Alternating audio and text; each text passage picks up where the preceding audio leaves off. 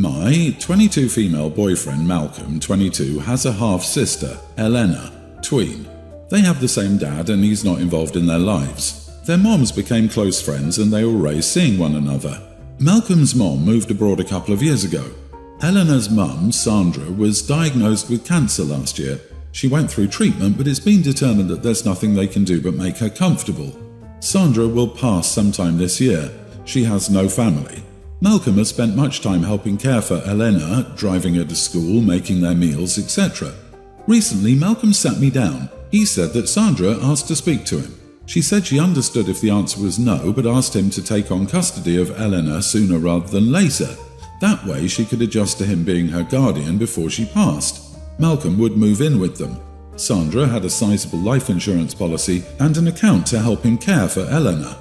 To my surprise, he agreed to all of this without consulting me. I pointed this out and he said we've only been together 6 months. I asked if he didn't feel he was too young for all this. He said sort of, but he'd do it for Elena. Without further discussion, he subleased his apartment and moved in with Sandra and Elena. Saturday, I stopped by to pick up Malcolm for lunch. He hadn't returned from work yet, so I was waiting with Sandra. We were making small talk.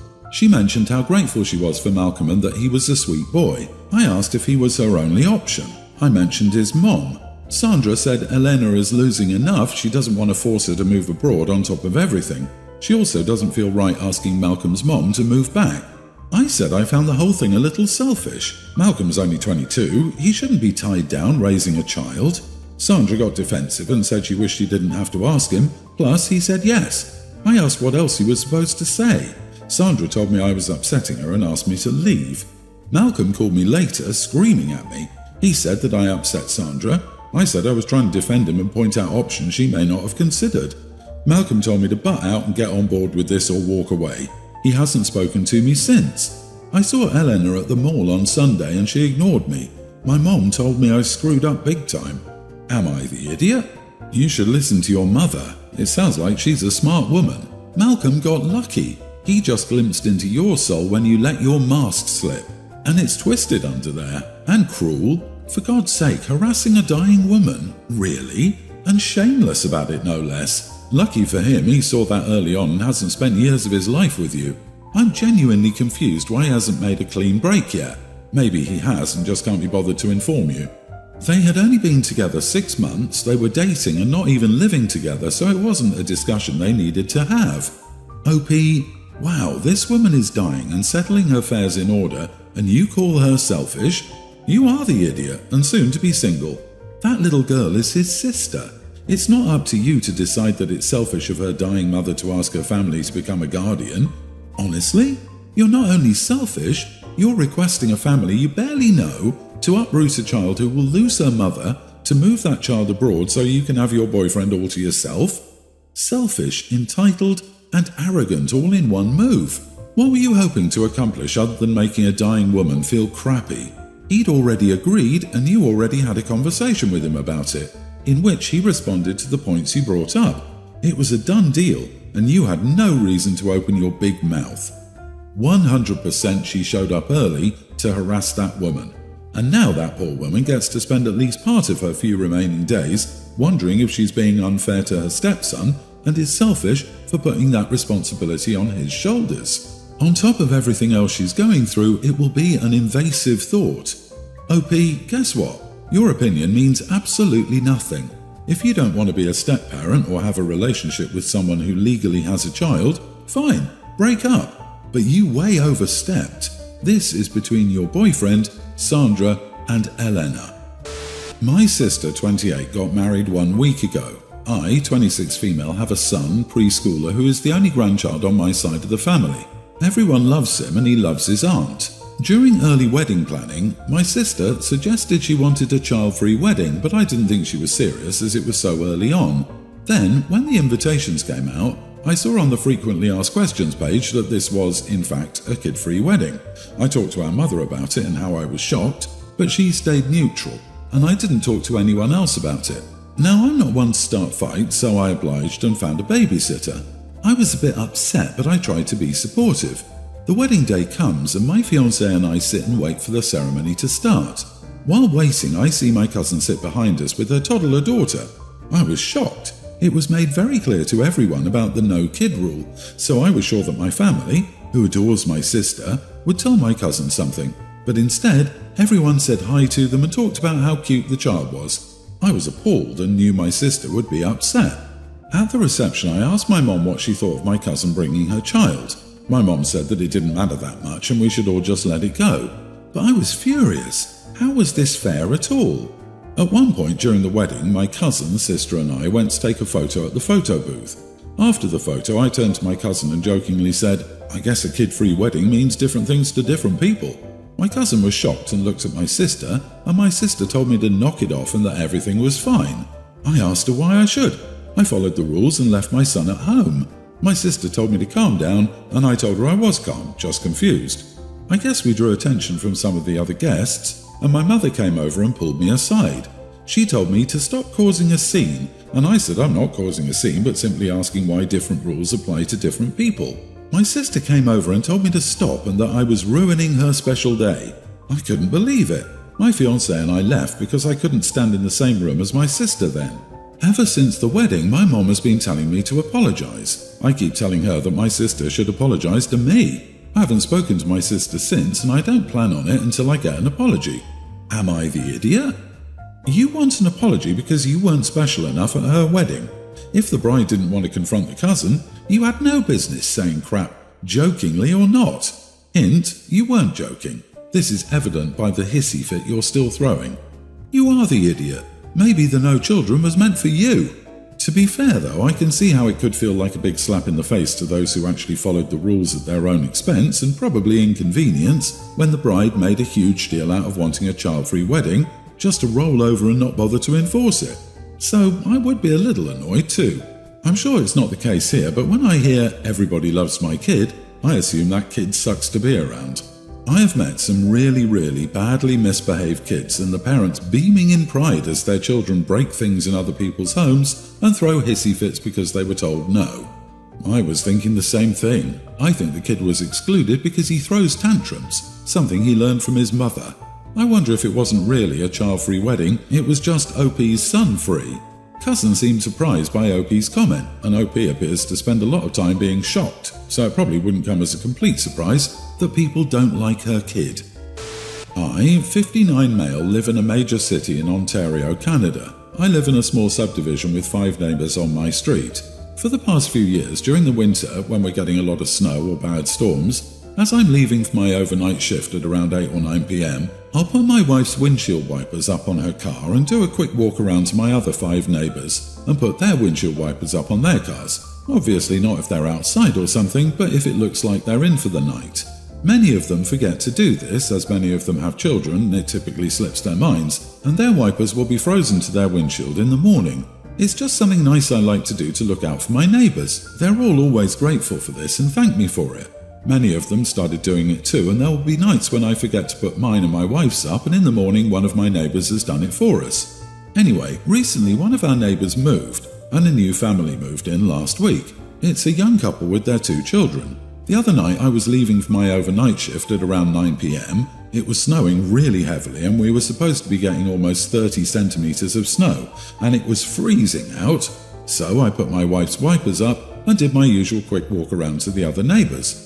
I was hesitant when I reached my new neighbour's house, as I'd only introduced myself once, but I did it anyway. As I was putting the second wiper up on their pickup truck, the husband came charging out of his front door yelling, "Hey, what the heck are you doing to my truck?" I tried to explain to him I was just putting his wipers up to help him. Instead, he continued to scream at me to get the heck off my property and don't touch my crap again. Then wife came out and started yelling at me too. I apologised and started walking away. Some of my other neighbours heard the commotion and came outside to see what was happening. They tried explaining it to him too, that it's just something we do, but both of them weren't having it.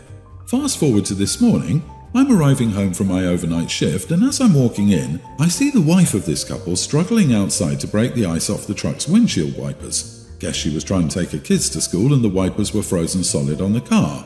She sees me and yells over, "Hey there, do you mind giving me a hand please?" I look over to her and yell back, "No, sorry, thought I was never to touch your crap again, Mum," and walk back inside. She yelled back at me, "Wow, idiot." Told my wife about this. She thinks I should have helped her because she was just trying to get her kids to school. I disagree, as I was just following what they told me. Am I the idiot? Not the idiot, and LOL. It would have been so hard for me not to just crack up hysterically in her face. They don't get to be completely rude and unreasonable to you over something so trivial and expect you to help them afterward. Let her learn her lesson the hard way. I understand if they just saw a random person touching their vehicle and freaking out, but once you explained and the neighbours also explained to clear up the misunderstanding, they really should have apologised. They got what they deserved with frozen wipers in the morning. You don't owe them any help. Their reaction to you helping the first time is more than enough reason to decline now. Yep, she should have been able to put two and two together the next morning when her windshield wipers were frozen to the windshield and everyone else's was up. But instead, she had a lot of nerve to ask for your help without first apologising for her reaction the night before, or at least saying something to clear the air. Bad karma's a bummer. She just found out what happens when you bite a helpful hand. My father passed away when I, male 26, was 22 and my sister, 29, was 25. With this in mind, after getting engaged, my sister asked me if I would do the honour of walking her down the aisle. At first, I was elated and so I enthusiastically agreed. But things quickly changed after my sister realised my wife was pregnant. In the preceding months, my sister made my wife's life a nightmare, who initially had been one of her bridesmaids but was relatively recently informed that she wouldn't be one. Originally it was fine, but as my wife's pregnancy became visible, my sister would, at times, taunt her and make rude comments toward her. During her bachelorette party just a few days ago, she even yelled at her because she was ruining her fun by being too distracting and not drinking. I kid you not. The ensuing onslaught resulted in my wife being removed as one of her bridesmaids. She even left my pregnant wife on the side of the road as my sister made her way to a party planned, in part, by my wife, and in a limousine paid for by me. This, coupled with the fact that she'd asked me recently to ask my wife to stay at home because her pregnancy will take attention away from her on her special day, just broke me. So I called her up yesterday after I found out what she said to my wife, and I told her that I would not be attending the wedding and that she would have to find someone else to walk her down the aisle. That's when the calls began. Everyone has been calling me, telling me that I'm overreacting and intentionally trying to sabotage her wedding. She even called to yell at me and told me she'd always hated that witch, while referring to my wife. I told her to screw off. My mother has been extremely sympathetic toward my wife and she agrees with me. My wife has been crying over this and she's received an onslaught of messages. I blocked all my relatives except my mother and am planning a trip to Disneyland for my wife and me on the day of my sister's wedding, as I already booked the days off from work, and Disney is where my wife and I went on our first date when we lived in LA. This news has started its own onslaught. Nevertheless, am I the idiot? Whoa, not the idiot, but has your sister been like this before? This sounds like it's beyond bridezilla. I give the groom 3 years tops. Totally agree, your sister sabotaged her wedding. I'm surprised that the other bridemaid didn't pull out and that the groom still intends to marry her. Maybe they are birds of a feather. Of course, he may not have been told the truth about why you pulled out. Who leaves a pregnant woman on a sidewalk? And blames her for being a party pooper because she won't drink? A distraction for showing her bump? The whole wedding party on the bride's side are such idiots for allowing this bullying too. There's a line where even the bride has to be told to stop. Frankly, after what you described, I would only be on talking terms with her once she apologizes big time to your spouse. And anyone who takes the sister's side after hearing the full story can screw off as well. You stood up for your wife when it was easier to go along to get along. Good job. You'll have fun at Disneyland. She doesn't deserve either of you at the wedding. My wife and I have raised 3 kids. They're actually pretty great. They are 2 teens and a pre-tween. My wife's sister and her husband are choosing a different way of child rearing. They have no rules or punishments for what I consider bad behaviour. They have 3 kids roughly the same ages as ours.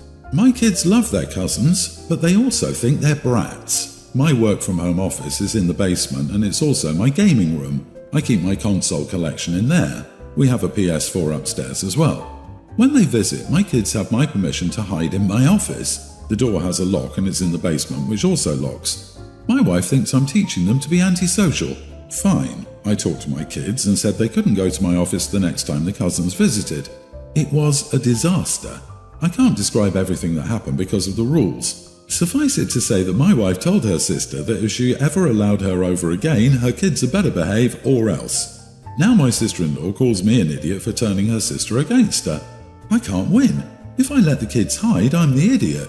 If I let the kids go crazy with their cousins, I'm the idiot. If my wife finally sees that her nibblings are out-of-control monsters and tells her sister to control them, I'm the idiot. Not the idiot in general. I think it's a great practice to teach kids to remove themselves from uncomfortable situations or recognize signs of things getting out of hand.